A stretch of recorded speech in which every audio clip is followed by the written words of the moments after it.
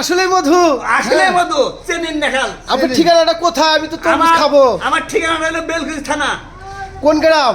গ্রামাতে থাকি। অনেক বন্ধুরা, কাকা কিন্তু সেই মধু নিয়ে আসছে, একটা আমরা ভাইরাল মধু, একটা এখন তরমুজ। টুকটাক মধু হয়েছে। মধু আমরা সবাই এখন মধু খাবো। হ্যাঁ হ্যাঁ, আপনি খান, খায়া খায়া দাম দিয়ে এই মাত্র আপনি খান। মধু। তারপরে আমাদের কথা কন। মধু নাকি ভাই? এত ভালো মধু আছে পাওয়া যায় নাই। কি গোলাপের মতো আছে? মধু। দেওয়া দেওয়া দেওয়া তো করবো না। কি এটা কি? হ্যাঁ? মধু মধু তরমুজ না মধু মধু। হ্যাঁ? রস পড়তেইছে মধু একবারে। এই এটা ওটার মধু। এটা কি কাকা? এটা মধু। মধু কাকা মধু। ওয়াও,